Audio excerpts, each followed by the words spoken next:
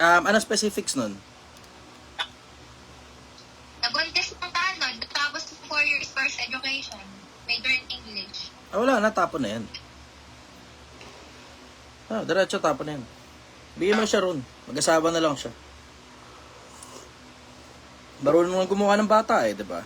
Hindi pa marunong gumawa ng pera, marunong nang gumawa ng bata, bigyan mo na yan dun. Wala tayong magagawa, ganun talaga. Ang buhay, ganyan talaga. Minsan may mga sudden twist of faith na nangyayari na ikinaka-disappoint natin dahil sa mga desisyonan nila. Baka hindi natin sigurado, baka may pagkukulang ang ano. Teka nga, sandali nga. Naglolo ko na naman ng internet. Pa-connect.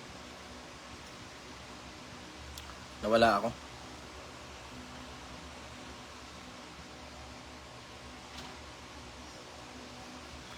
Dahil lang, lipat lang ako sandali ng internet kasi naglolo ko na naman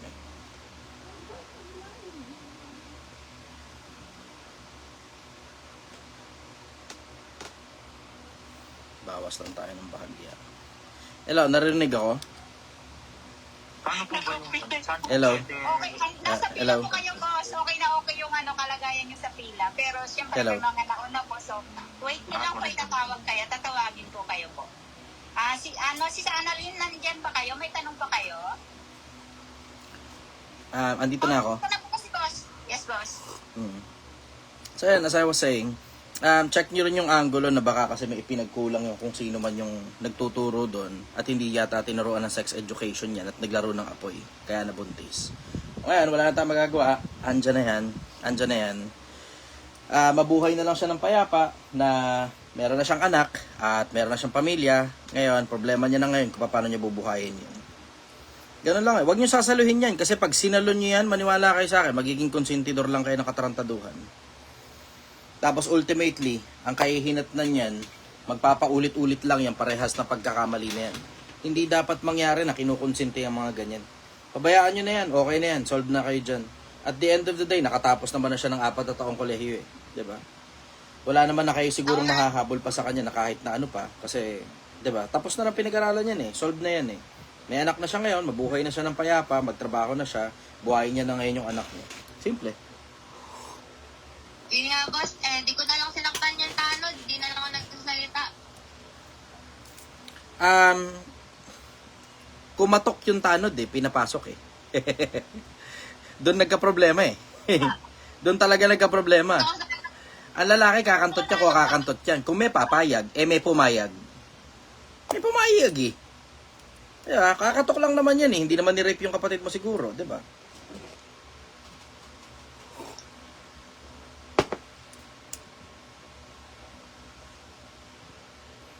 Dahil lang naglolo ko mga internet natin. Lahat ng internet naglolo ko.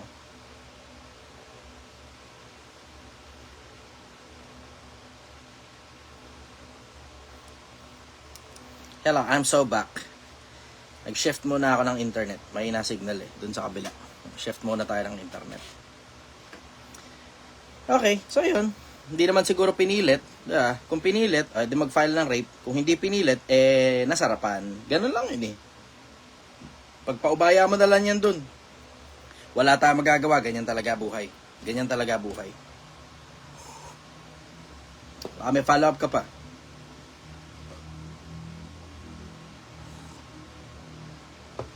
Okay, sige. JD Bulacan, go.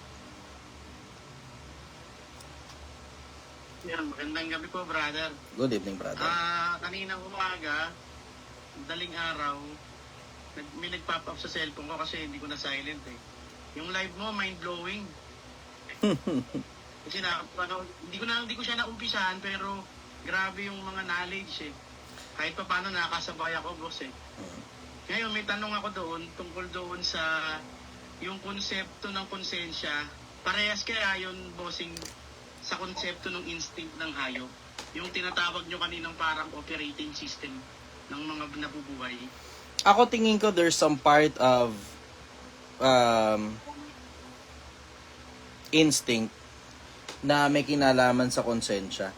Kasi kung hindi mo nakikita dun sa mga hayop, merong mga hayop katulad ng aso, pagka nakagawa sila ng biglaan ng hindi nila sinasadya, mukhang may remorse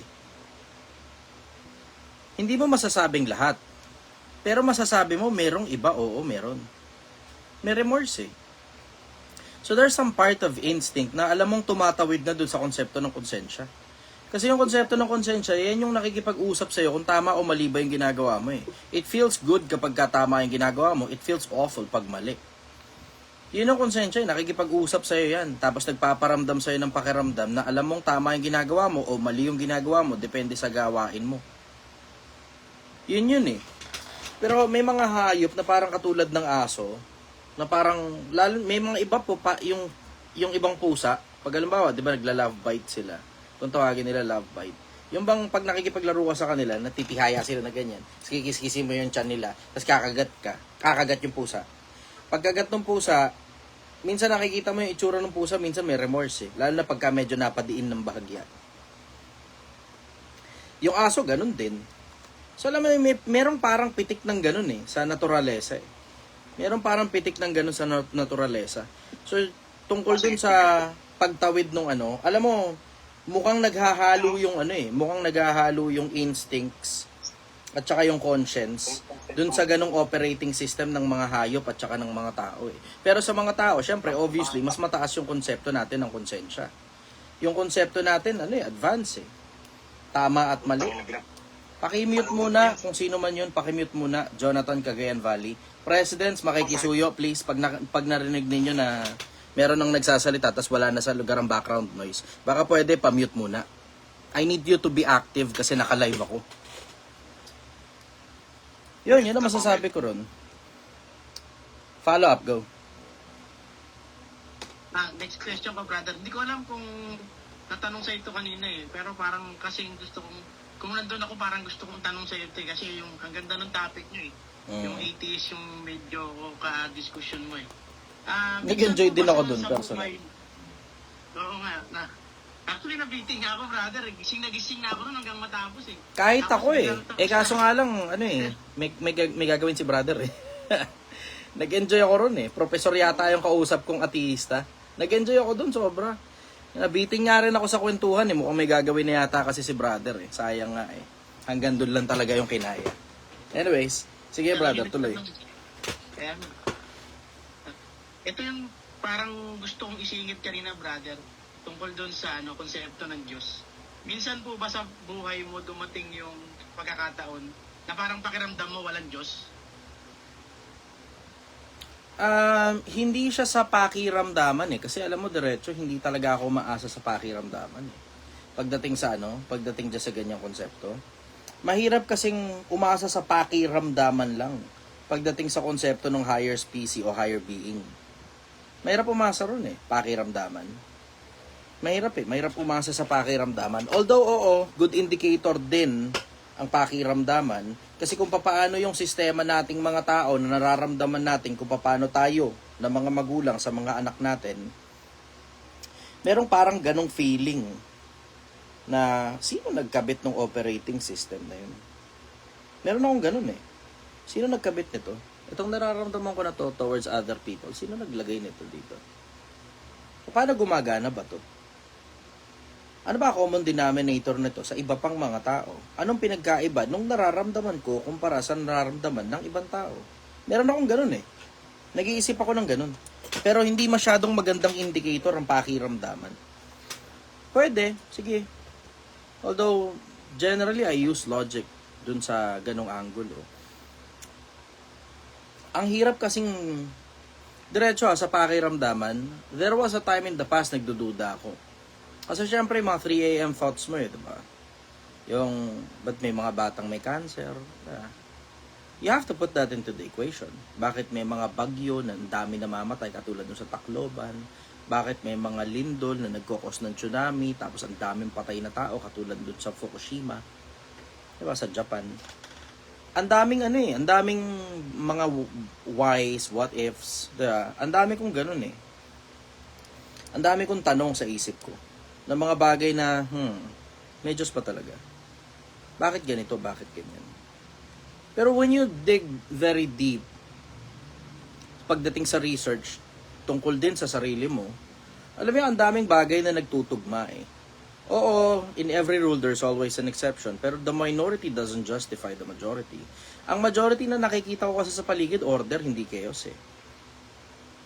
na yung mga bituin hindi nagbabanggaan, yung katawan natin in synchronicity and in harmonious relationship with each other doon sa loob ng katawan natin, na kapag ka merong isang pirasong parte ng katawan na natrepan niya lang na wag gumana, patay tayo.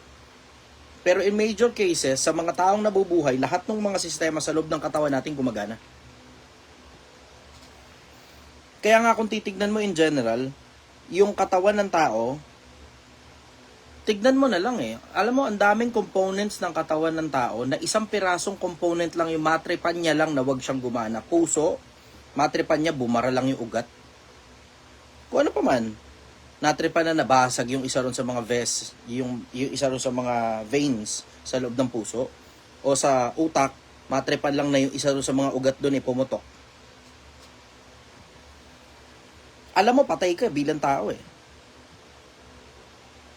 Yung kidney mo, matripan niya lang na wag gumana, sabay. Alam mo, you're in deep shit. Pero mo, bubuhay ka na ngayon na 3-5 ka kada palinis mo ng dugo. Tapos kailangan mo ng 2-3 beses sa isang linggo. 3-5 ka ng 3-5. Pero in major cases, ang majority ng mga tao walang ganun eh. Walang ganung problema. Pero mo, there's 9 fucking billion of us. 9 na billion tayong mga tao. Tapos sa 9 na billion na tao, halos lahat ng components sa loob ng katawan natin gumagana. Tapos yung mga bituin, hindi nagbabanggaan. Yung mga celestial body within our solar system, hindi nagbabanggaan. Walang out of orbit, walang lumalayo sa araw, walang lumalapit sa araw. Tapos makikita mo, minsan merong konting shift every now and then. Pero gumagalaw lang. Pero hindi lumalayo. Hindi umaalis sa orbit. Meron lang tayo talagang iniikutan. Yung mga molecules, yung mga subatomic particles na bumubuo sa atoms, ikot lang sila ng ikot dun eh. Tapos hindi sila nagbabanggaan. Tapos pag nagbanggaan, makaka-create ka ng sobrang tinding explosion.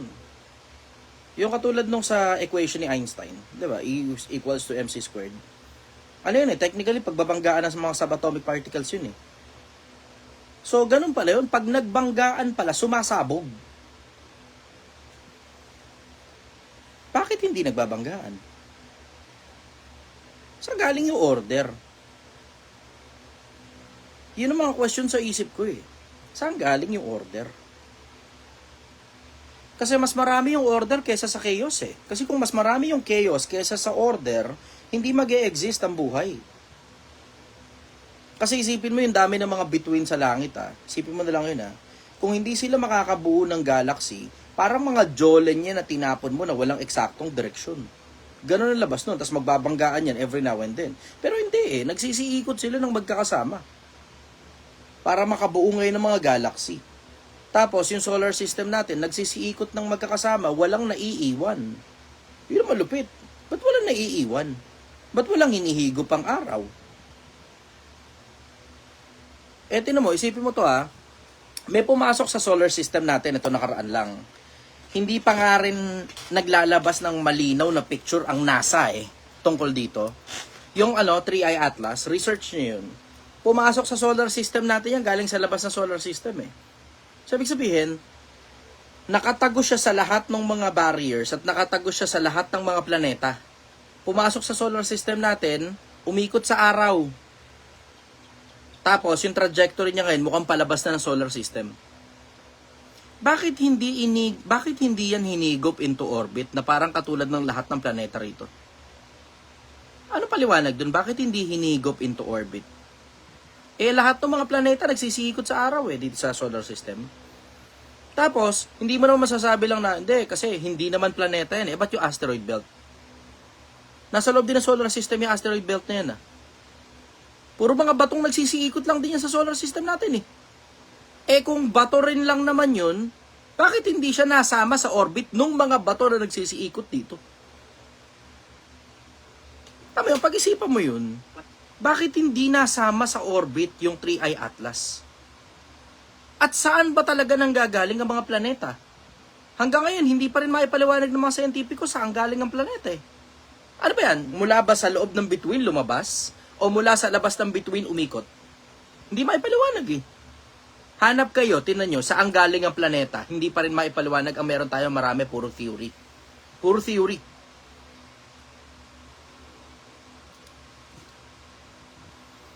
Iyan ang isa sa mga trouble na ang daming bagay na nag-e-exist sa loob ng universe within the grasp of our imagination na nagtutugma sa isa't isa, na hindi sila nagbabanggaan, and you understand that there is order, not just chaos alone. There is order, not just chaos alone. Yung consider mo yung Big Bang, a large quantity of nothing decided to pack tight together and then explode into hydrogen and helium.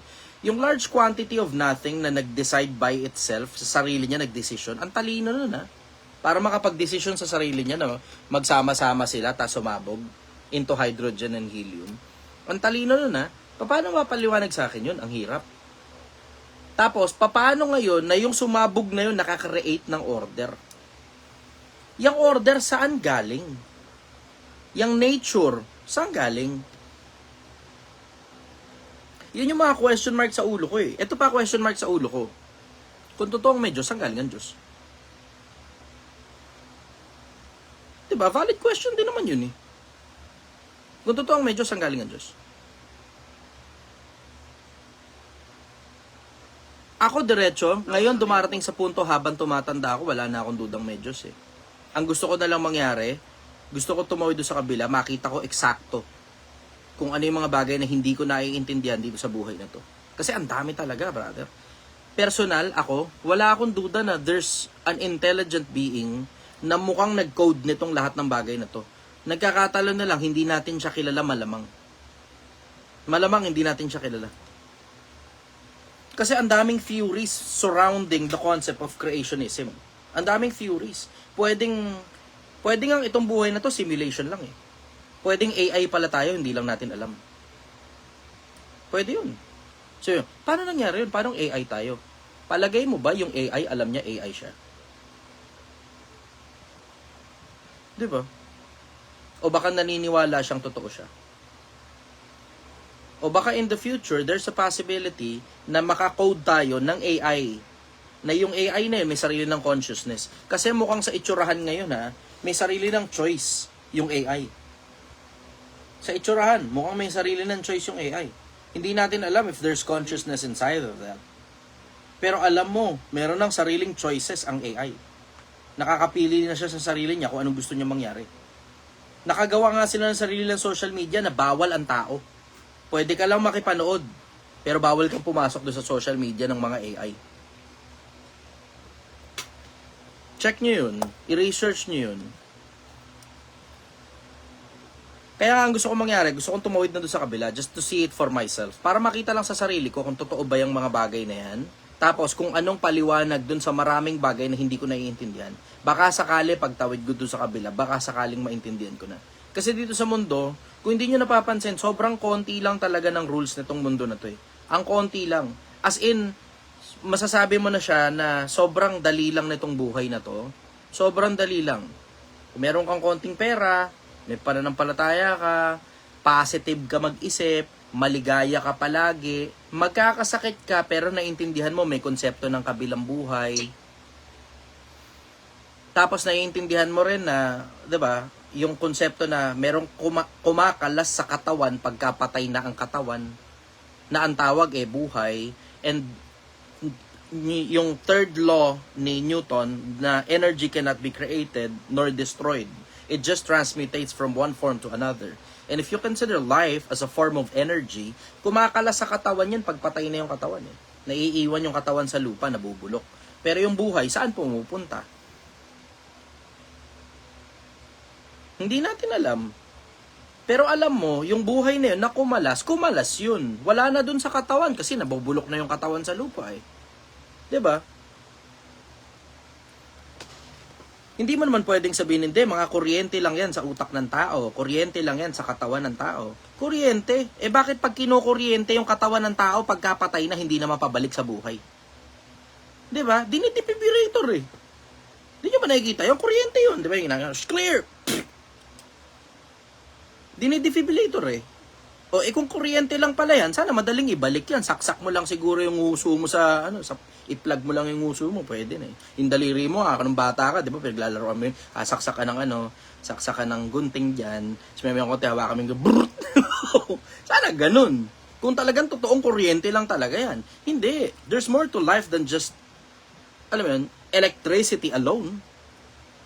Merong, ang tawag buhay. Hindi yan basta kuryente lang. Kasi hindi mo na nga maibalik yung kuryente na yun pagkapanahon na para mamatay na yung katawan. Eh. Kahit i-defibrillator mo pa, kahit isaksak mo pa sa plug, wala talaga.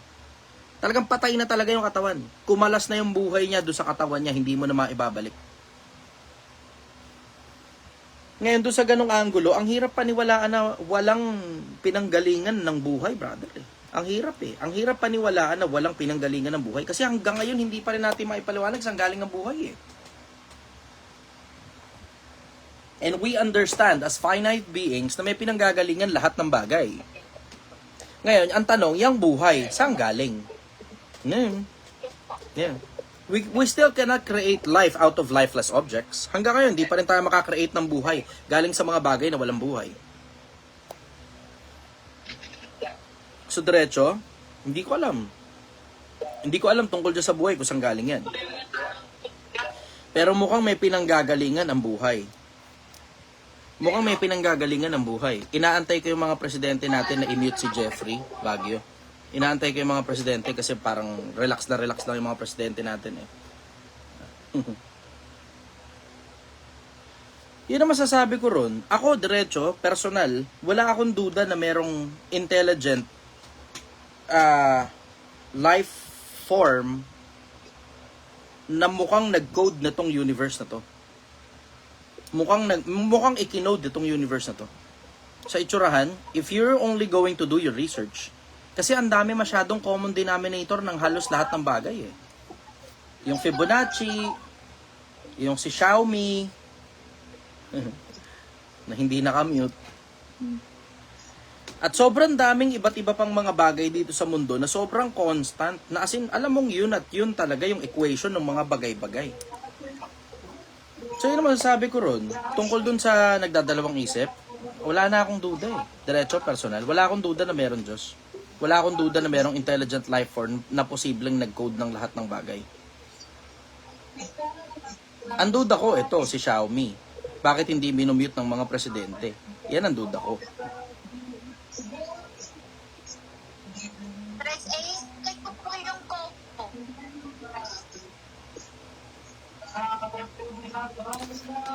Sino tong Xiaomi? Naka-topless pa.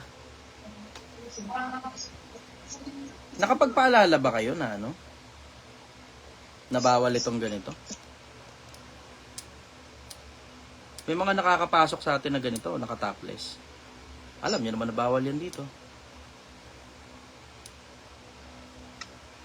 Tapos hindi rin nakamute. Inaantay ko mga presidente na i-mute. Mukhang walang may pakialam eh.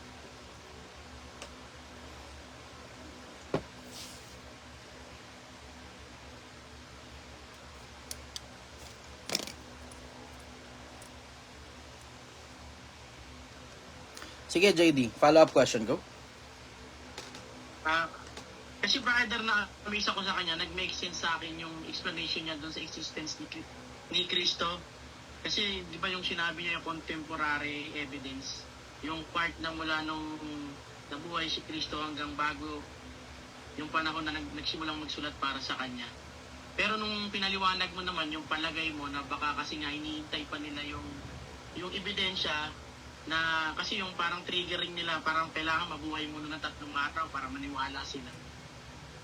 Napaisip ako dun eh, na kasi yung dati kasi nanonood ako dun sa programa ni Lord De Vera, yung chismis noon kasaysayan ngayon. Mm-hmm. Parang may possibility, may mga ganong senaryo nung the past na naisama sa kasaysayan na baka chismis nga lang nung time na yun. Tapos naisulat nung mga naipaniwala ng mga sumulat na akala nila legit or facts yung nangyari. Not as big as Jesus Christ. Not as big as Jesus Christ, brother. Kasi that's too big of a deal. Wala man lang nagsalita na hindi totoo yun. Na hindi totoong nabuhay siya at hoax lang yan. Tingnan mo, pansinin mo, yung mga taong sumulat, ang dami. Meron kang Mateo, Marcos, Lucas, Juan, meron ka pang Timoteo, o si Pablo rin yun. Tapos meron kang Pedro, meron kang Judas Tadeo, and so many more. Ang dami. Nagkakasundo lahat ng yan para sa kasinungalingan at imbento. Ang dami. Maintindihan ko yun kung isang pirasong tao lang ang nagsulat niyan, baka imagination lang niya yan. Pero ang dami. Tapos, meron pang mga parte doon na sinasabi, mahigit 500 daw yung saksi. Para sa 500 tao, ano yan? Mass hypnosia, mass delusion, mass imagination. Mahirap yun, brother. Walang history sa sangkatauhan na mahigit 500 tao ang sabay-sabay na naginip ng pare-parehas na panaginip.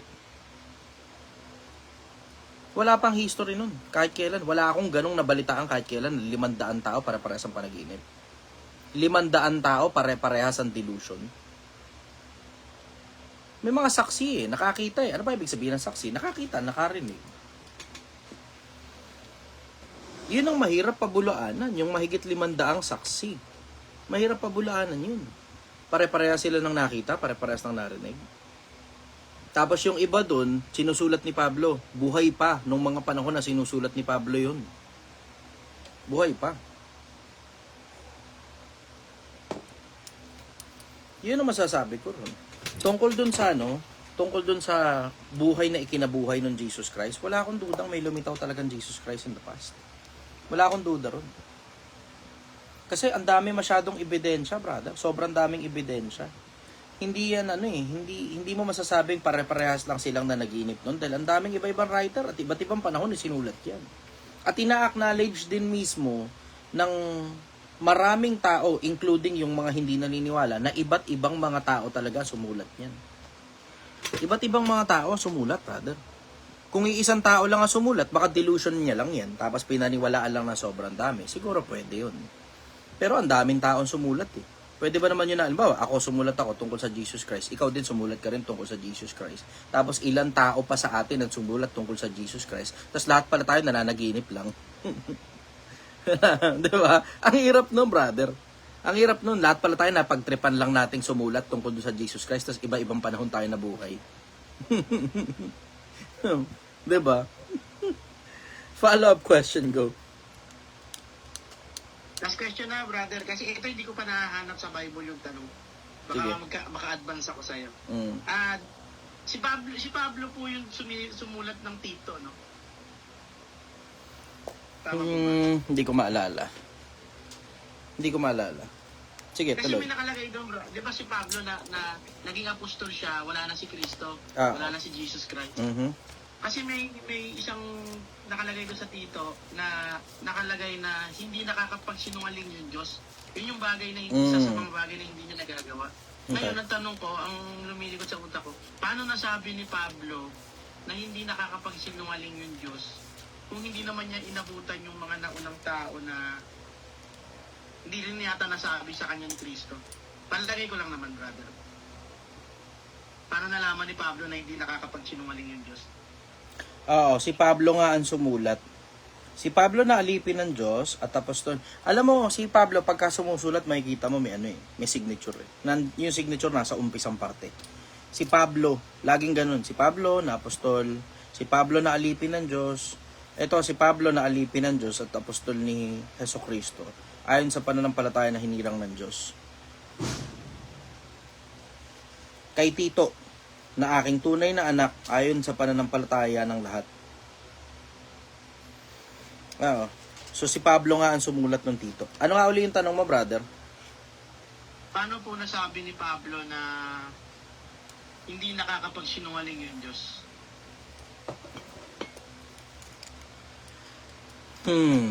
Good question. Paano nasabi ni Pablo na hindi nakakapagsinungaling ang Diyos?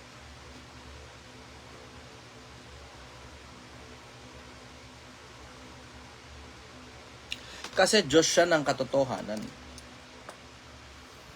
Reiterated yan throughout the Bible, na Diyos siya ng katotohanan. Kapag ka Diyos ka ng katotohanan, walang kasinungalingan sa iyo. Kasi yung kasinungalingan, 8:44 ng Juan, produkto yan ni Satanas eh. Ito, babasahin ko sa iyo. Ang Diyos, Diyos ng katotohanan.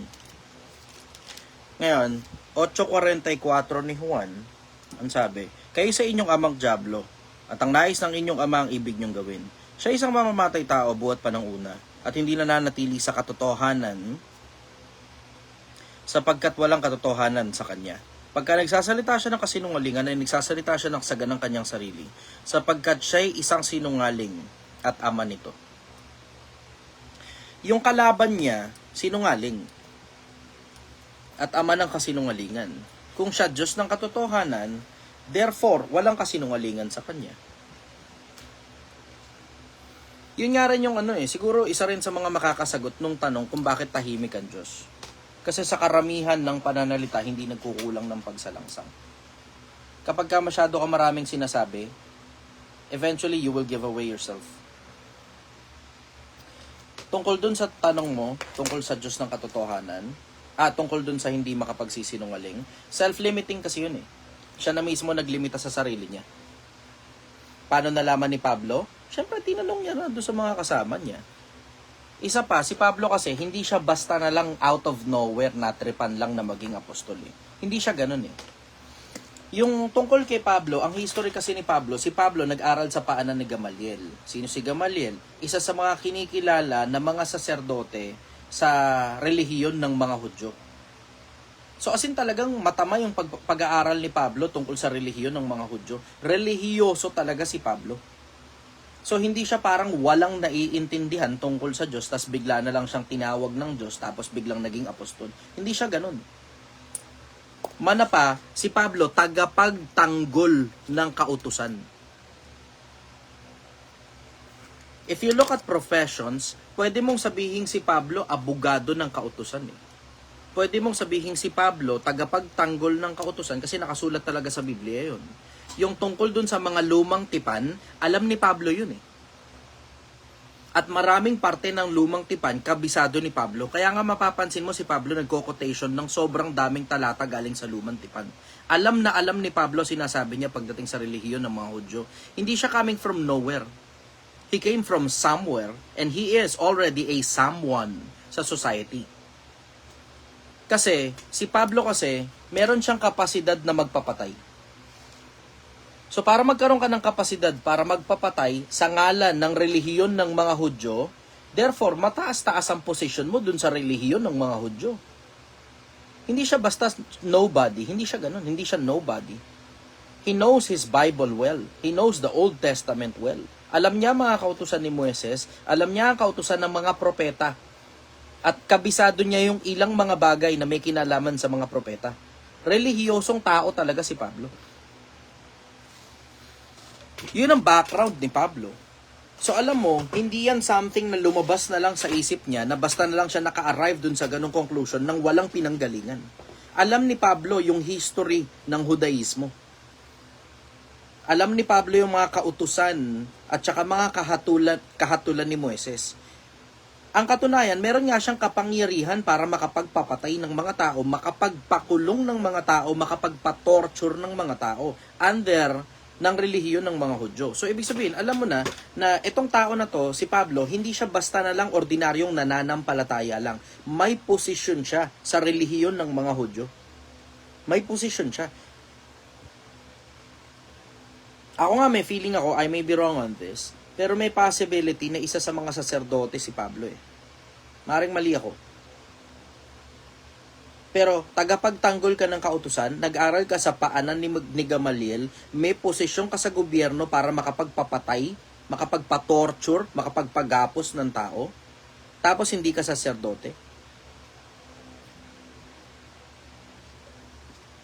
Tagapagtanggol ng kautusan si Pablo. Alam niya yung kautusan. Alam niya rin yung mga lumang tipan. So, yun ang masasabi ko ron. Yung history ni Pablo, naiintindihan niya kung paano tumatakbo yung logic ng lumang tipan. Tapos napasok pa siya sa bagong tipan. So alam mo, kompleto ngayon. Follow-up question, go.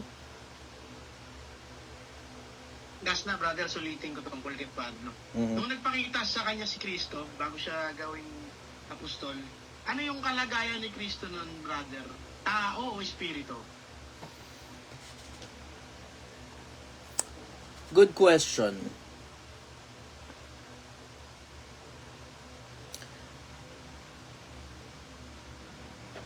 Ang masasabi ko diretso,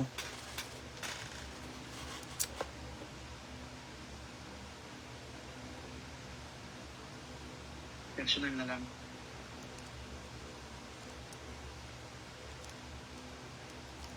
parehas kasi nababasa yun, brother. Kaya hindi ako makasagot sa iyo ng diretso eh. Parehas nababasa, anak ng Diyos, anak ng tao.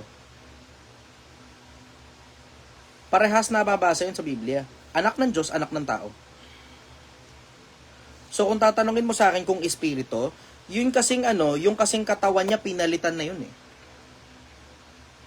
15:50 ng unang Korinto, hindi tayong lahat tayo matutulog, lahat tayo babaguhin sa isang sandali, sa isang kisap mata, sa huling pagtunog ng pakaka, sa pagkatutunog ng pakaka, ang mga patay muli mabubuhay at tayong babaguhin. Ngayon, merong mga talata sa Biblia na sinasabi, lalo na sa Bagong Tipan, may mga talata sa Biblia na sinasabi na yung katawan, yung katawan ng mga maliligtas na babaguhin, itutulad dun sa katawan ni Kristo maluwalhati.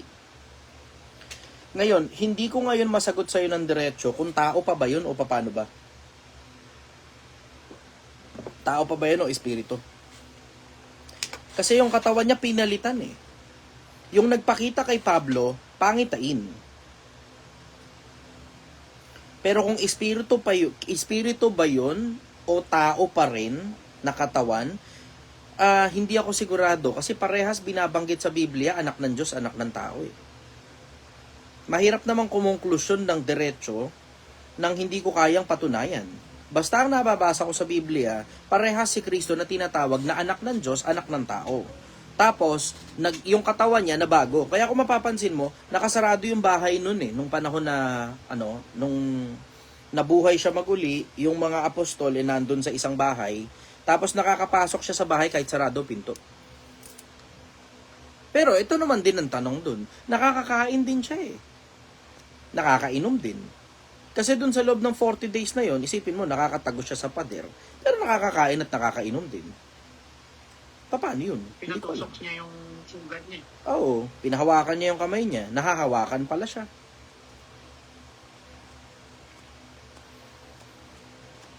So hindi ko alam, ang sagot ko ron diretso, hindi ko alam kung yung bang nakausap ni Pablo tao pa ba yun, o espiritu, o paano ba sistema. Hindi ko alam eh. Curious ako ron. Follow up, go. Sige, brother, okay na muna. Medyo malahaba na yung oras ko nakuha ko. Wala. Salamat po. Sige. Ryan, go.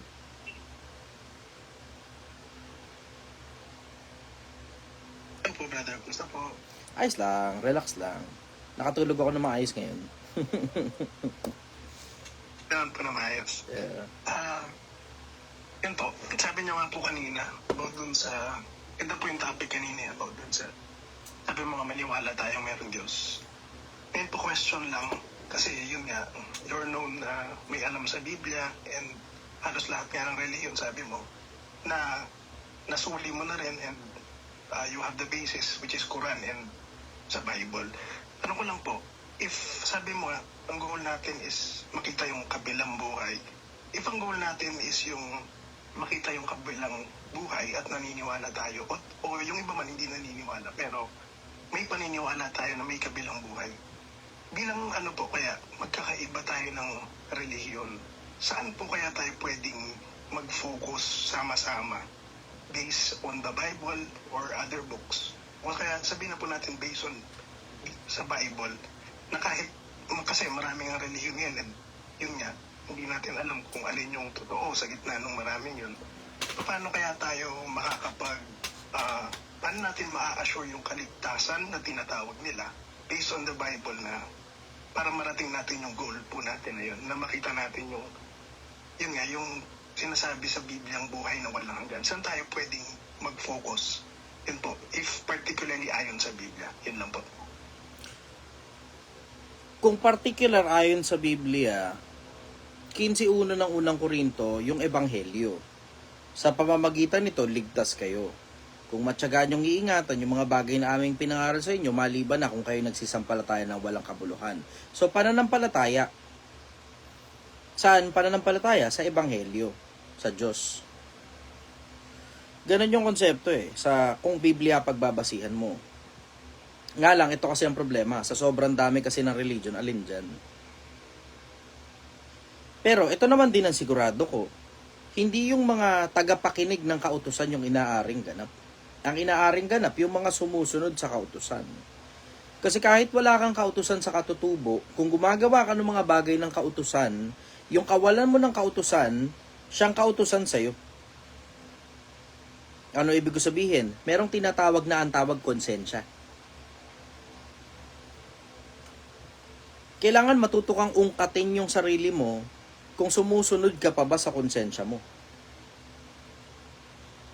Merong ganun Ito na, mababasahin ko. Ito.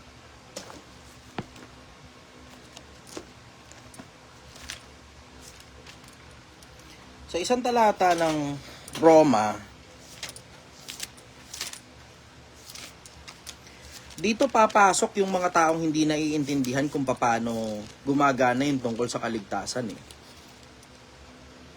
Ang sabi, 2:12, sapagkat ang lahat ng nagkasala ng walang kautusan, mapapahamak din naman ng walang kautusan. At ang lahat ng nagkasala sa ilalim ng kautusan, ay sa kautusan din naman sila hatulan. Sapagkat hindi ang mga tagapakinig ng kautusan ang siyang mga ganap sa harap ng Diyos, kundi ang nagsisitalima sa kautusan, siya'y aariing ganap. Sapagkat kung ang mga hintil na walang kautusan sa katutubo ay nagsisigawa ng mga bagay ng kautusan, ang mga ito na walang kautusan ay siyang kautusan sa kanilang sarili, na nagtatanyag ng gawa ng kautusan na nasusulat sa kanilang mga puso. So meron palang mga kautusan na nasusulat sa puso. At ang bagong tipan isinulat sa puso. Sa ganong anggulo, maiintindihan mo Kasi tinan mo, yung kasunod maiintindihan mo madali Ang sabi, na nagtatanyag ng gawa ng kautusan na nasusulat sa kanilang puso, na pinatototohanan ito pati ng kanilang budhi, at ang kanilang mga pag-iisip ay nagsusumbungan o nagdadahilanan sa isa't isa. Hindi yung mga tagapakinig ng kautusan ang inaaring ganap. Ang inaaring ganap, yung mga sumusunod, yung tumutupad. Narinig mo, manampalataya ka. Narinig mo, huwag ka papatay. Huwag ka mangangalo niya. Lahat ng bagay na alam mo na hindi mo dapat ginagawa, huwag mong gawin.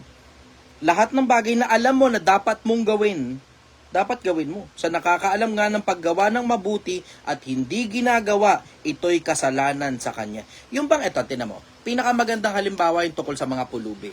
Diba? So nakakita ka ng matandang-matanda, may sugat. Tapos uugod-ugod na. Tapos nakita mo siya, tapos meron kang sapat na oras para dumukot sa bulsa mo ng barya at ibigay dun sa matanda. Pero hindi mo ginawa. Tapos lumampas lang yung matanda. Tapos lumampas ka lang din. And then you continue with your day.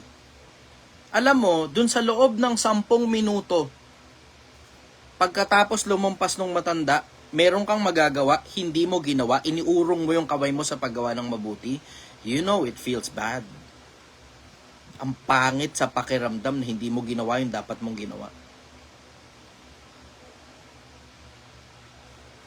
Alam mo yun sa sarili mo na dapat may ginawa ka, pero wala kang ginawa, pinabayaan mo lang.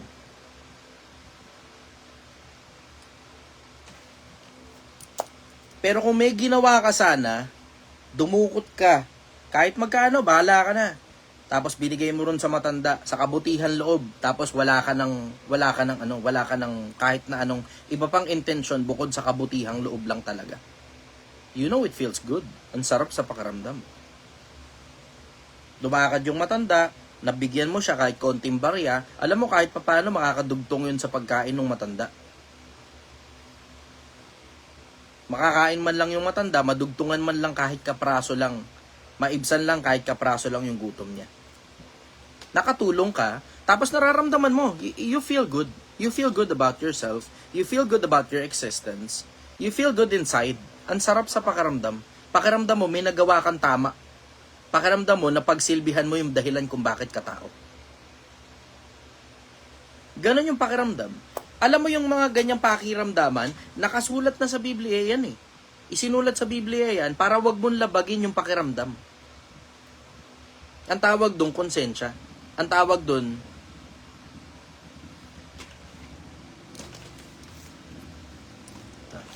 eksaktuhin ko basa para maliwanag.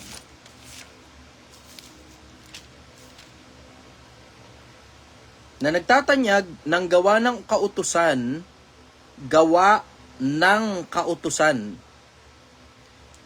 na nasusulat sa kanilang puso. Saan nakasulat? Sa puso. Ano pruweba? Na pinatototohanan ito, pati ng kanilang budhi. At ang kanilang mga pag-iisip ay nagsusumbungan o nagdadahilanan sa isa't isa. So, yung kautusan, nasusulat sa puso. Yung gawa ng kautusan, nasusulat sa puso. Pinatototohanan ng budhi. Tapos, yung isip, nagsusumbungan, nagdadahilanan sa isa't isa. Yan, hindi mo matututulan yan eh. Na nagdudugtong-dugtong mula dun sa puso na alam mo kautusan, alam mo dapat tumulong ka sa mahirap. Alam mo dapat gumawa ka ng paraan kung may magagawa kang paraan. Nararamdaman mo yan eh. Tapos, yung konsensya mo nagsasalita. Maya-mayang konti yung isip mo nagdadahilan na sa konsensya mo. May debate sa loob mo eh. Lalo na pag hindi mo ginawa yung mga bagay na dapat ginawa mo, nagdidebate isip mo at saka puso mo.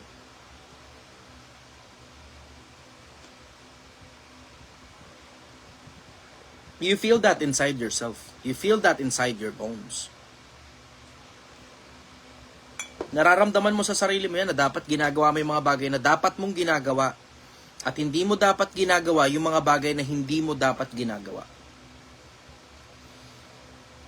Ngayon ang sabi, sapagkat hindi ang mga tagapakinig ng kautusan ang siyang mga ganap, kundi ang nagsisitalima sa kautusan ay aariing ganap. Yung nagsisitalima sa kautusan, aariing ganap. Nasa labas ka man ng religion, may pag-asa ka. Ano pruweba? Atin na mo, pagdating sa paghuhukom. 20:12 ng Apokalipsis. At nakita ko mga patay, malalaki at maliliit, na nangakatayo sa harapan ng luklukan. At nabuksan ang mga aklat. At nabuksan ang ibang aklat na siyang aklat ng buhay. At ang mga patay ay natulan ayon sa mga bagay na nasusulat sa mga aklat, ayon sa kanilang mga gawa. Tamo, wala kang malay eh. Hindi mo naman alam. Ewan ko, alin dyan sa mga religion na yan yung totoo. Gusto kong sumampalataya, pero di ko alam kung alin dyan. Pero gagawin ko yung sinasabi ng konsensya ko. At least may pag-asa. Kasi may nababasa ako eh. Na merong mga tao inaaring ganap sa pamamagitan nung gawa ng kautusan. Tapos pagdating sa paghuhukom, binuksan yung mga aklat, binuksan yung iba pang mga aklat, aklat ng buhay. Yung mga patay, natulan ayon sa mga bagay na nasusulat sa mga aklat, ayon sa kanilang mga gawa. Tamo. So ako, diretso, pananampalataya, goods. Okay yan, wala tayong duda dyan. Pero isasabay ko yung paggawa. Yun na isasabay ko. Para pagdating sa dulo, hindi ako mabibitin. Ngayon sabi mo, hindi, walang kwenta sa Diyos yung mga gawa. Dahil ba sinabing walang kwenta, i-exclude mo na? Hindi na ba dapat kasama yon? Hindi na ba tayo dapat kumilos? Diba? Hindi na ba dapat gumawa? Ano ba gagawin? Tamad na lang tayo? Gano'n, puro pananampalataya na lang? Kasi ang nababasa ko kasi sa Biblia, kung paano yung pananampalataya, kung paano yung katawan na hiwalay sa espiritu ay patay, gayon din naman yung pananampalataya na hiwalay sa mga gawa ay patay. At ang Diyos, hindi Diyos ng mga patay, kundi ng mga buhay. Yun ang nababasa ko. So kung sasampalataya, oo, sige, sampalataya. Pero isasabay ko yung paggawa. Hindi ko tatanggalin sa equation yung paggawa. Hindi ko tatanggalin sa equation yan. Mabuti na yung sigurado. Gaya nga ng sabi ni Solomon, 2 are better than 1. 2 heads are better than 1. Dalawa ay maigi kaysa isa. Mas maigi na sa akin pagsamahin ko yung pananampalataya at gawa kaysa pananampalataya lang na hiwalay sa mga gawa. Yun ang masasabi ko ron. Follow up, brother. Apo, brother. Yun po. Totoo nga po yung mga sinabi ninyo na, yun nga, bilang tao, meron tayong konsensya. Ngayon po, ang question ko lang doon, for example po yun, kasi, for example, kanina nga may nag-question po dito, ano daw yung totoong relihiyon sa dami ng mga relihiyon, tapos yung iba daw nagbabasa na sila ng Biblia, ano. Kasi yun nga po, kagaya ng mga sinasabi niyo noon, on the previous, sabi mo nga ang Diyos hindi papayag na wala siyang ilalagay na totoong relihiyon. So, nasa sa amin, kung ano yung totoong relihiyon na yun. So, paano po kaya kung, for example lang, hindi ka natawag dun sa totoong relihiyon na yun, sapat na ba yung pagsunod natin dun sa konsensyang bigay sa atin ng Diyos para makarating tayo dun sa buhay ng langyan? Oo, brother. Kung hindi mo naman alam wala kang malay Yun nga yung binasa ko sa Kapitulo 2 ng Roma. Hindi yung mga tagapakinig ng kautusan ang inaaring ganap. Ang inaaring ganap, yung mga tagasunod sa kautusan. Yung gumagawa, yung kumikilos. Sang-ayon dun sa mga bagay na naiintindihan niya. Kasi tingnan mo, isipin mo anong deciding factor ngayon para maligtas ka pag wala ka talagang alam? Ano deciding factor para maligtas pag wala ka talagang alam? Nasin, wala. Ordinaryong tao ka lang, nabuhay ka, sobrang daming religion. Tapos di mo alam kung alin dyan ang totoo, nabinyagan ka sa Katoliko, tapos hanggang dun ka lang, tapos namatay ka na pagkatapos. Ano ngayon ang deciding factor para maligtas ka? Alin ang sasapat? Anong kasapatan? Kasi alam natin pare-parehas, may mga tao na buhay talaga. Ngayon mismo sa panahon natin ngayon. Nabuhay sila sa Pilipinas, under ng Katolisismo, tapos hindi naman masyadong, hindi sila pasasimba kasi ganun talaga pamilya nila in general. Wala lang talaga silang pakialam sa usaping religion. Hindi naman dahil hindi nila gusto, kundi dahil hindi lang talaga nila kinagisnan. Kasi nga, Katoliko sila, alam mo naman ng mga Katoliko in general, hindi naman masyadong, masimba, hindi. Diba? Pero hindi sila parang katulad noong mga panahon ng Kastila, na ang mga Katoliko talagang may belo pa, may lambong, tapos naglalakad ng nakaluhod sa simbahan. Hindi na ganun Ang panahon ngayon, sa sobrang dami ng distraction, dahil may cellphone na tayo, hindi na katulad nung panahon dati. Dati, isa sa mga kinoconsider na entertainment, yung konsepto ng religion Pero ngayon kasi hindi na gaya ng dati. Dati, ngayon, sobrang dami ng entertainment, sobrang daming distraction. At alam natin pare-parehas na may namamatay under the boundary of Catholicism o under the boundary of whatever religion that they have. Nang parang wala lang silang pakialam talaga sa religion at all. Hindi naman dahil hindi nila gusto. Kundi dahil wala, hindi lang talaga nila kinalakihan yung ganong konsepto na talagang kailangan talagang matamang nagrelihiyong ka talaga. Ano ngayon ang magiging deciding factor para sa ganong klase ng tao? Sige, kung halimbawa, ikaw yung sasagot. Ano palagay mo yung pagbabasihan ng Diyos tungkol dun sa mga tao na hindi mo naman masasabing walang pananampalataya? Meron sila, naniniwala sila sa Diyos. Mababaw nga lang, hanggang doon lang talaga kaya ng isip nila. Tapos mas iniintindi nila yung pangkain nila araw-araw. Halimbawa sa squatters area, common yan Ang iniintindi nila pagkain araw-araw. Tapos, yung mga anak nila mapadala sa eskwelahan. Tapos paglipas ng panahon, mamamatay na lang sila, tsamba. Kung ano man ang cost of death nila. Ano palagay mo ang magiging deciding factor nun? Palagay mo kaya, brother. Kung halimbawa, ikaw.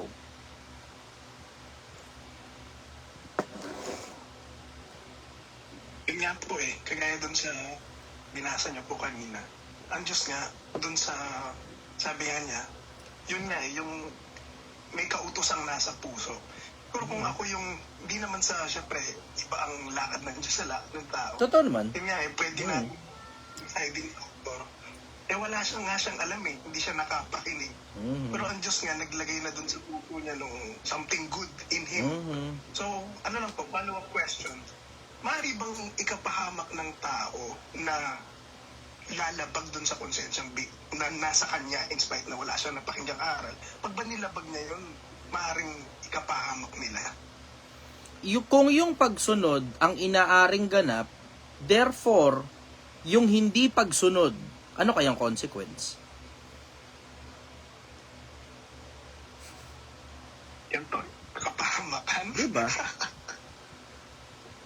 Kasi kung dun pa nga lang, isipin mo to kung dun pa nga lang sa pagsunod, alam mo na merong konsepto ng pananampalataya, tapos alam mo na si Kristo yung daan.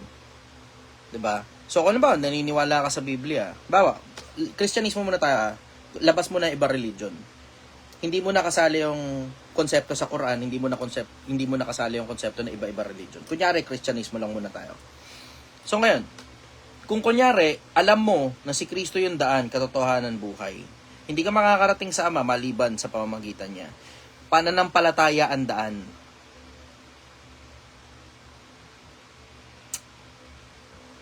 Kung dun sa pananampalataya, kunyari, hindi mo ngayon alam.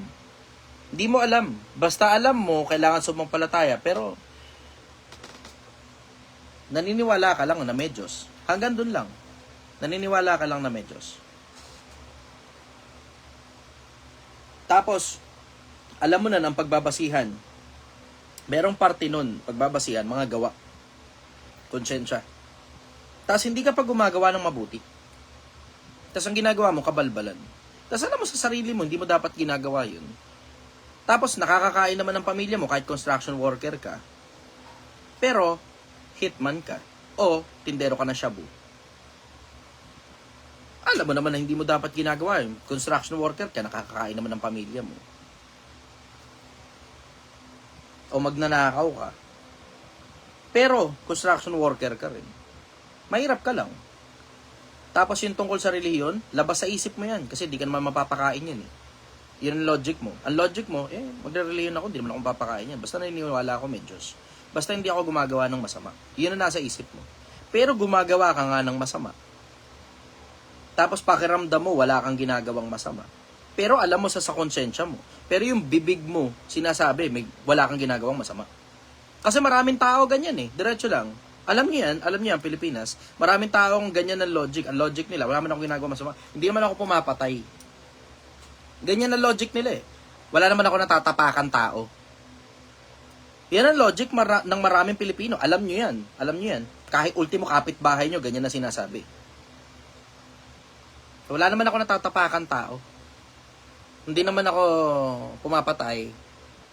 Hindi naman ako nagnanakaw. Oo nga, di ka nga nagnanakaw, di ka nga pumapatay. Pero may jowa kang, may asawa na. Wag tayo maglokohan. Wag tayo maglokohan, Pilipinas. Wag tayo magululan. Alam niyo yan, may mga ganyan logic dito sa Pilipinas. Alam niyo, nag-e-exist yung mga ganyan logic dito. Hindi naman ako gumagawa ng masama. Hindi naman ako pumapatay ng tao, hindi naman ako nagnanakaw. Ang kasalanan ko, nagmahal lang naman ako. Minahal mo may asawa. Diba? Alam nyo sa sarili nyo, may mga ganyan tao, may mga ganyan logic dito sa Pilipinas. Narinig nyo na ng maraming ulit yan.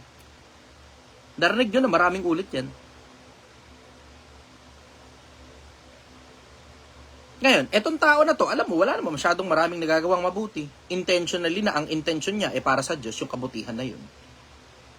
Basta, ginagawa niya lang yung day-to-day activities niya. Habang jowa niya yung asawa ng iba. Madaming pera eh. No. Tapos ang logic niya, hindi man ako pumapatay. Sabi ni isa, kaibigan ko. Hindi naman ako nagnanakaw. Nagmahal lang naman ako. Ganun ang logic niya. So alam mo, bawat araw na lumilipas, tuloy-tuloy nakakagawa siya pa ulit-ulit ng kasalanan, parehas na kasalanan lang yung isang pirasong tao. Tapos wala naman siya masyadong nagagawa ring mabuti.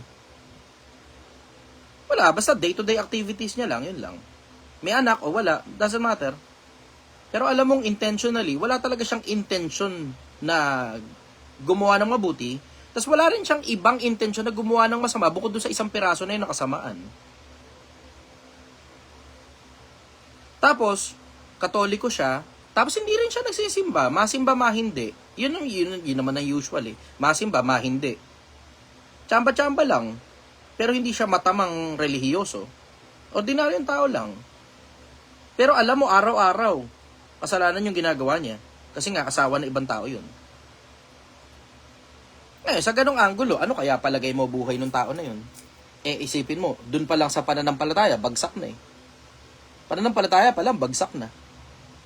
Sa mabuting gawa, hindi mo sigurado kung meron ba o wala. Basta, paminsan-minsan meron, paminsan-minsan wala. Pero mo, araw-araw, kabit siya eh. Di ba?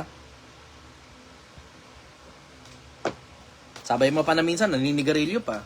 Sabi mo pa, minsan-minsan, nagiinom pa. Paminsan-minsan. Yung yosi, magiging regular yan kasi nakaka-addict ng gusto yosi. Pero yung inom, occasional, paminsan-minsan, kung kailan lang matrepan. Pero hindi siya actively seeking para gumawa ng kabutihan. Hindi rin naman siya actively seeking para gumawa ng kagaguhan bukod doon sa isang piraso na araw-araw kabit siya. Ano kaya palagay mo yun? O, 'di ba ngayon magdadalawang isip ka na? Ano ba 'yan? 'Di ba? Nagdadalawang isip ka na ron eh. May pag-asa ba sa kabila yan o wala? Hindi ako sigurado pero nakakapagdalawang isip yun. Yun, diyan diretso kakabaka-baka ka na. Kasi wala kang araw-araw nagagawang katinuan eh.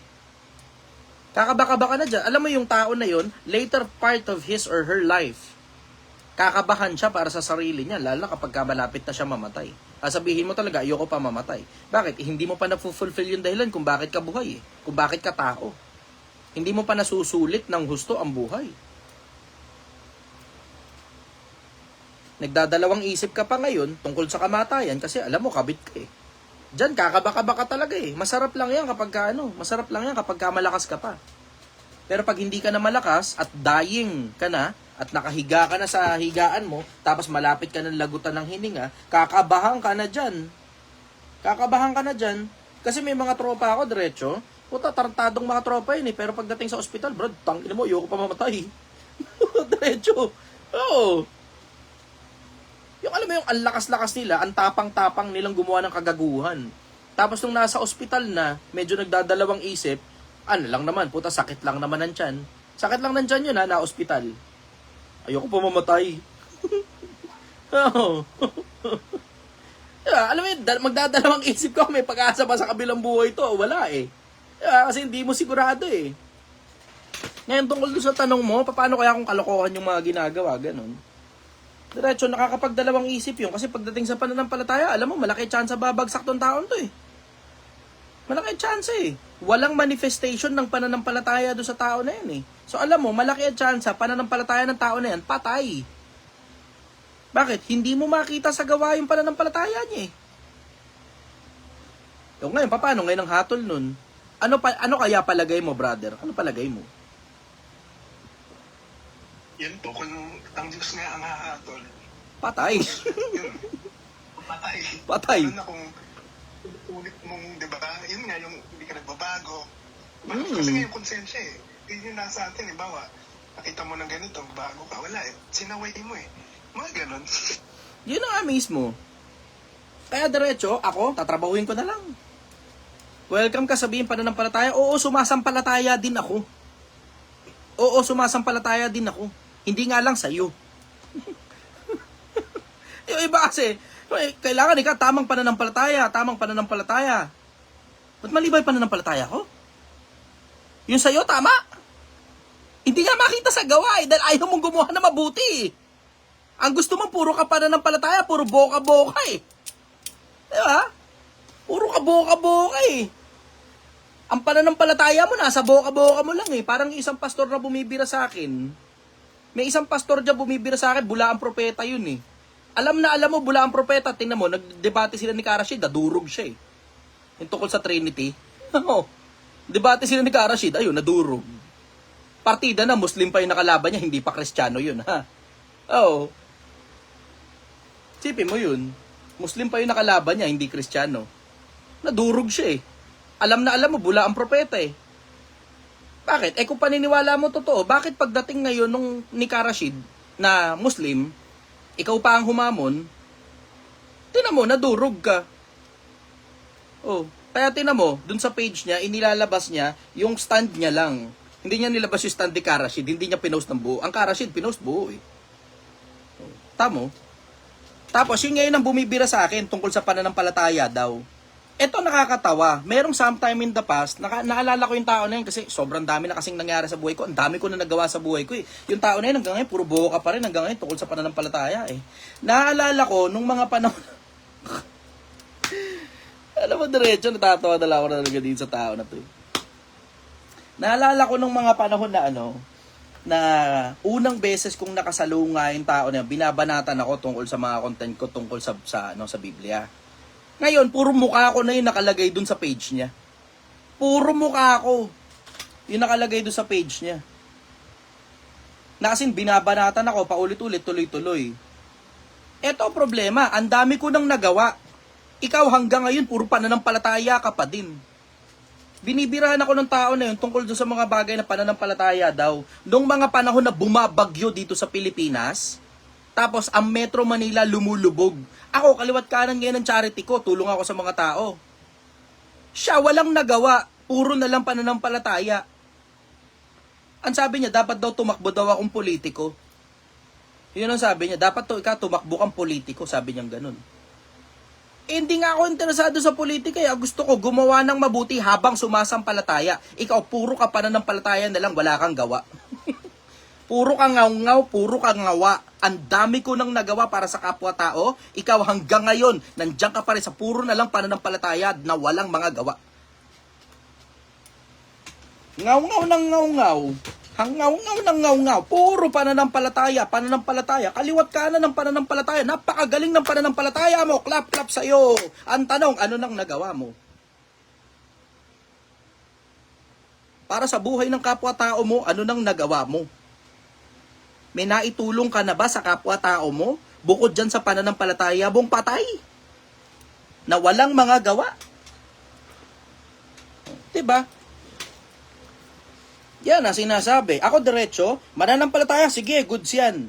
Pero gagawa ako ng mabuti, di mo ako mapipigilan at maraming kapwa-tao ang umuusad ng buhay dahil sa paggawa ko ng mabuti. Ikaw, ilan ng buhay ng kapwa-tao ang napausad mo ng puro pananampalataya na lang walang gawa? Sige. Puro ka pananampalataya eh. Sarili mo, di mo maiayos, puro ka pananampalataya. Lumabang ka ng debate sa Muslim, natalo ka pa. Pero mo, ikaw yung Kristiyano. Ikaw yung Kristiyano. Ang basihan mo, Biblia. Natalo ka gamit ang Biblia, ang kalaban mo, Muslim. Tragis ka talaga. Tapos bibirahan mo pa ako. Ako pa bibirahan mo. Brad, hindi ako pastor. Vlogger ako, vlogger. Baka pag pinatulang kita sa debate, maintindihan mo, ultimo vlogger, natatalo ka. Sinasabi ko sa iyo, vlogger lang ako. Papaalala ko sa iyo, hindi ako pastor, vlogger lang ako. Pero ako kasi yung tipo ng vlogger na nag-iisip at hindi puro pananampalataya na lang nahiwalay sa mga gawa katulad nung sa'yo.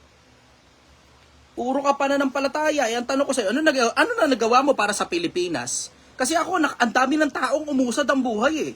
Ang dami na ng taong matino na ngayon, ang daming taong masiraulo na nagbabagong buhay dahil sa mga pinagsasabi ko sa social media. Ikaw, ilan ng tao?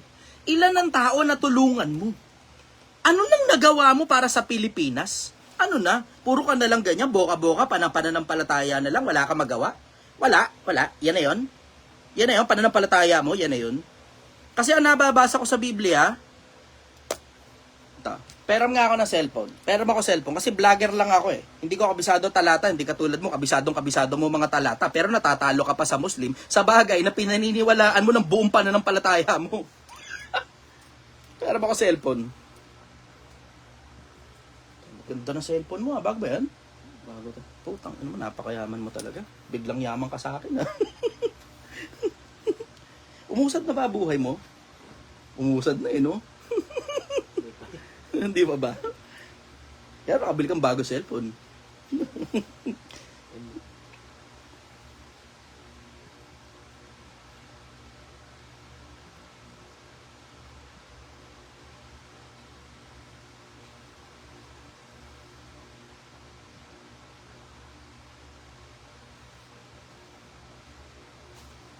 Ito, may babasahin ako sa inyo.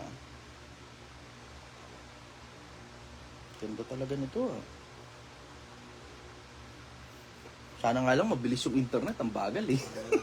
Ang bagal ng internet mo, brother. Dito yun eh. Okay. Sige. Hindi yan.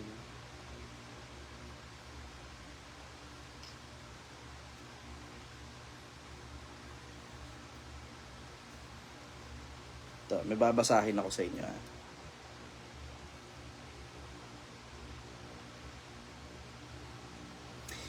Santiago 2:18.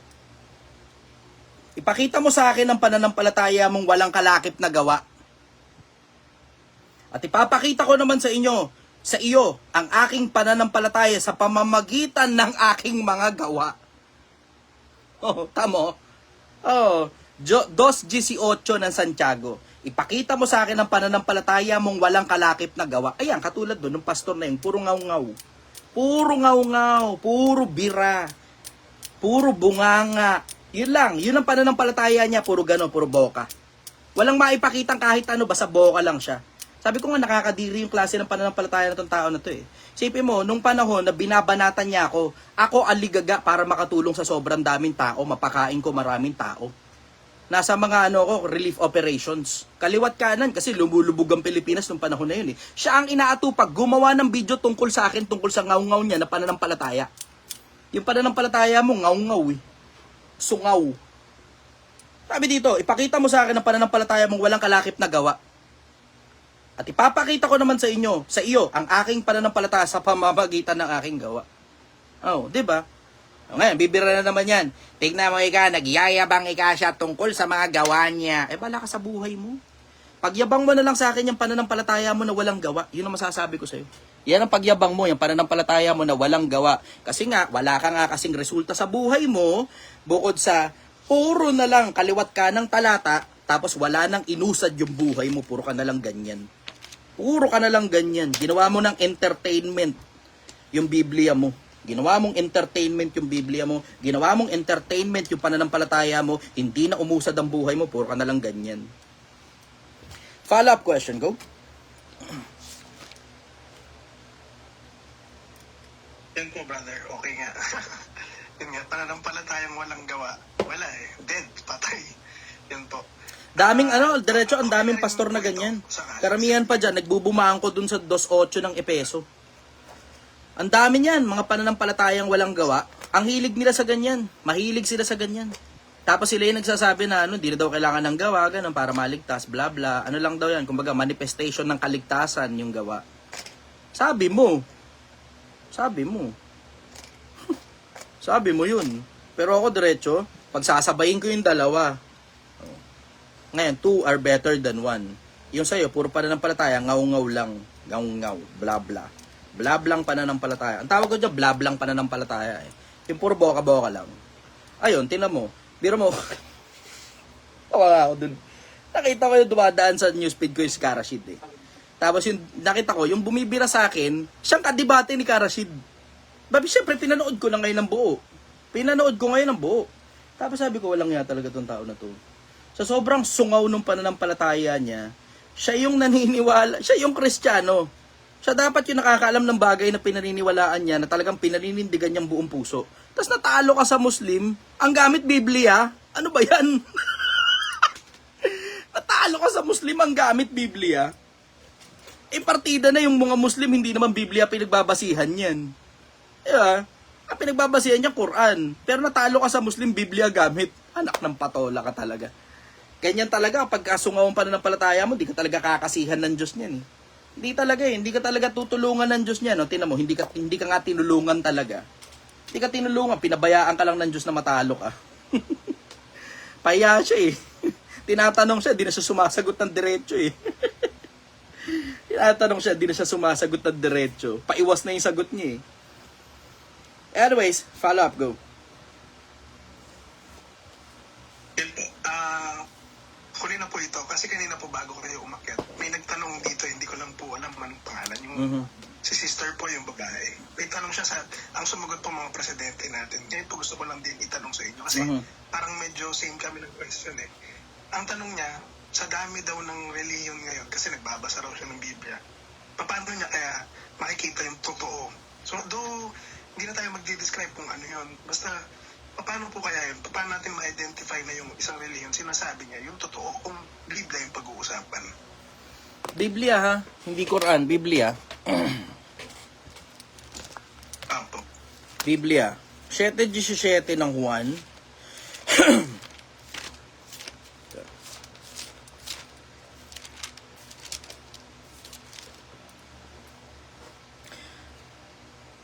Kung ang sino mang tao ay nag-iibig gumawa ng kanyang kalooban, ay makikilala niya ang turo. Ano pagbabasihan? Turo. Kung ito'y sa Diyos, o kung ako'y nagsasalita na mula sa aking sarili. Ang nagsasalita ng saga ng kanyang sarili, humahanap ng kanyang sariling kaluwalhatian. Datapot ang humahanap ng kaluwalhatian, yaong sa kanya'y nagsugo, ang gayon ay totoo, at sa kanya'y walang kalikuan. Ang pagbabasihan mo, turo, kung galing sa Diyos o inimbento lang nung tao. Pag inimbento lang nung tao, tinan mo, walang mababasa sa Biblia. Daming ganyang pastor, nag-iimbento lang sila. Galing lang sa boka-boka nila. Ayun, katulad ni Pastor Boka-Boka. Walang gawa yun, wala. Wala ka talaga makitang makagawa niya. Walang kahit na anong gawa. Wala. Alang, Pastor Boka-Boka lang, ganun. Eh nga yung sabi ko eh. Yung alam mo yung, ang lakas ng loob mong bumira. Tapos, lumabang ka ng debate sa Muslim tungkol sa bagay na topic dapat ikaw yung nakakakabisado, tapos Biblia pa ang basihan mo. Natalo ka gamit Biblia. Ang kalaban mo Muslim, samantalang hindi naman Biblia ang basihan ng mga Muslim. Tawa ko talaga dun eh.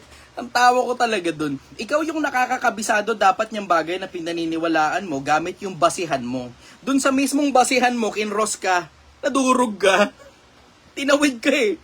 Tinawid ka. Galing sa Quran, ang basihan ng mga Muslim, Quran eh. Quran ang basihan nila eh. Tumawid papuntang Biblia yung Muslim, natalo ka sa Biblia.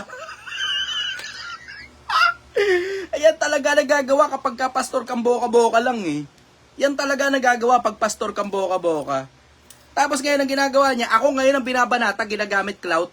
Gumagamit ng clout, yung mukha ko lagi yung binibirahan niya, binabanata niya, kahit ano sabihin ko, tutol siya. Kahit ano sabihin ko, tutol siya. Siyempre, vlogger ako. Ako vlogger, di man ako pastor, ikaw ang pastor. Educate mo kami ngayon kung paano natalo ka sa Muslim gamit ang Biblia. Ay nako. Alam mo, diretso, ingat kayo sa mga ganyang klase ng pastor. Alam mo, kilala mo talaga yung mga pastor ng demonyo eh. Ang topic nila Trinity, pinapahanap sa kanya Trinity, di niya mahanap. Pinapahanap sa kanya Trinity sa Biblia. Sa Biblia, hindi niya mahanap. Ang napatunayan pa sa Biblia, kakontra nung paniwala niya. Aray ko po, pastor. Aray ko po talaga, pastor. Pastor, aray ko po. Aray ko, pastor ka talaga, pastor. Wala nang iniusad ang buhay ni pastor. Puro na lang pananampalatayang hiwalay sa mga gawa. Anyways, follow-up question, go. Yan lang po, brother. Okay na po. Okay, Sapat sige. na po siguro yun. Annalyn, go. Salamat po. Ingat po na. Sige. Good evening, brother. Hello. Kanina po, pinausapan po sa tanong ng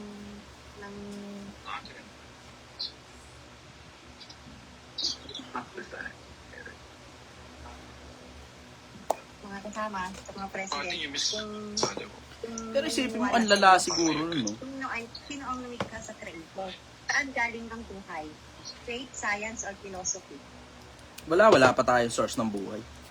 Wala pa tayong official source ng buhay based on science. Wala, puro theory lang ang meron tayo. Wala pa tayong official source ng buhay based on science. Sa Biblia, may nakasulat, ang espiritu ay bumubuhay. Ang espiritu ang bumubuhay. Sa katawan ay walang anumang pinakikinabang. Ang mga bagay na sinasabi ko sa inyo ay pawang espiritu at pawang buhay. Nakasulat sa Biblia. Sa Biblia, may basihan tayo. Ang source ng buhay, espiritu. Pero sa science, wala pang diretso eh. Wala pang diretso. Puro theory kung saan galing ang buhay. Ang buhay, inihahawa. Inihahawa ang buhay. Pero yung lifeless, mga bato-bato, ganun, gagawa ka ng buhay doon, wala yun. Negative yun. Follow up, go.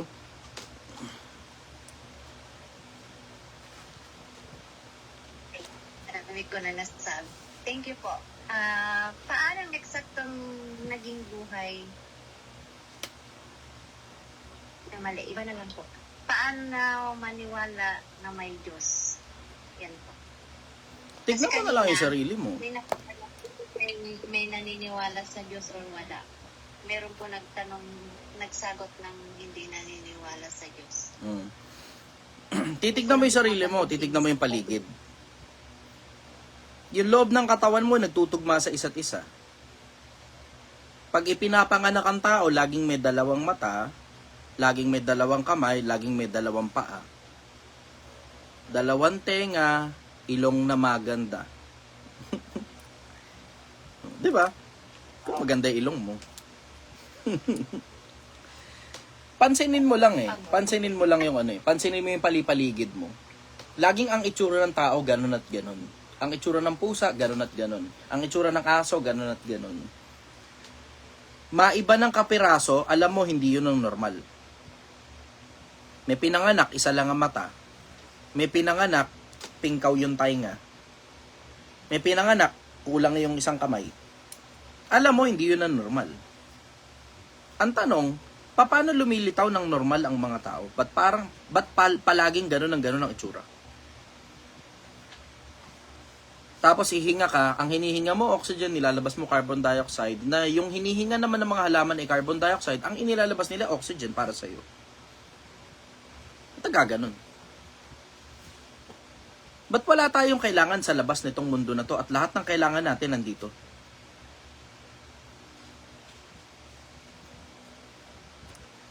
Pansinin mo yun, bilang tao, wala tayong kailangan sa labas nitong mundo na to.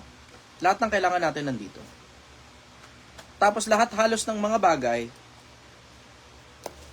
nagtutugma. Merong cycle na iniikutan, merong order na ginagalawan.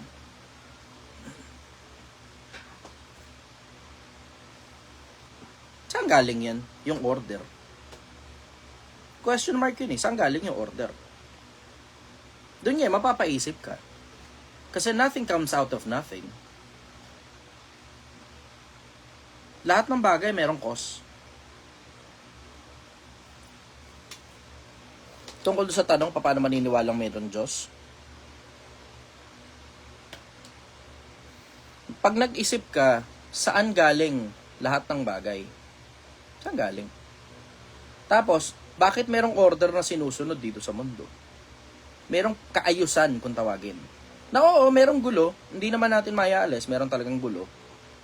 Middle East, di ba? Strait of Hormuz. Minsan, isip lang natin magulo eh. Pero tignan mo, in major cases, maayos halos lahat ng bagay. May order eh. May pattern. Yung pattern, yung order, saan kaya galing? Yung iba tawag dyan nature. Yung iba tawag dyan Diyos. Yung nature ba ang Diyos? Hindi. Pero, merong pinanggagalingan yung order. Ang tawag, nature. Sino kayang gumawa ng nature? Saan galing? Mapapaisip ka eh. And then eventually, you will arrive to a possibility of a conclusion na baka may gumawa sa mga bagay-bagay. Na baka mayroong nag-code nitong lahat ng to.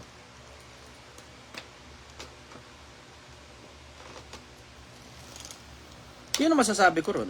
Follow up, go. Ito po, kasama po dito sa mga ngaral sa Bible po, Biblia. Papaalala ko lang, tayo. disclaimer lang uli, hindi ako pastor ha. Opo, Para hindi maliwanag ka po tayo.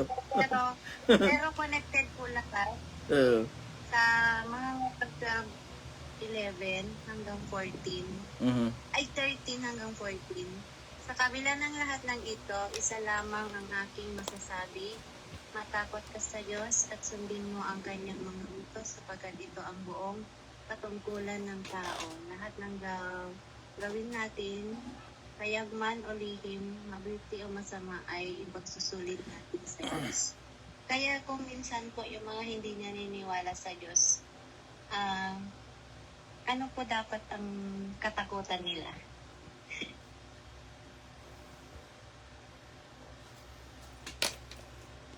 Paulit ng tanong, sister, medyo nagputol-putol ka ng bagya. Ay, sorry po. At kung yung nasulat po sa mga ngaral, matakot sa Diyos, paano po yung mga hindi naniniwala sa Diyos? Saan sila magtatakot? Yung mga hindi naniniwala sa Diyos, hindi applicable sa kanila yung konsepto na matakot ka sa Diyos. Kasi hindi naman sila naniniwala sa Diyos eh. So, hindi applicable sa kanila yun. Ang applicable sa kanila, sundin nila konsensya nila. Sundin nila yung naturalesa o yung order na nakalagay sa loob nila na nagsasabi sa kanila ng tama at mali.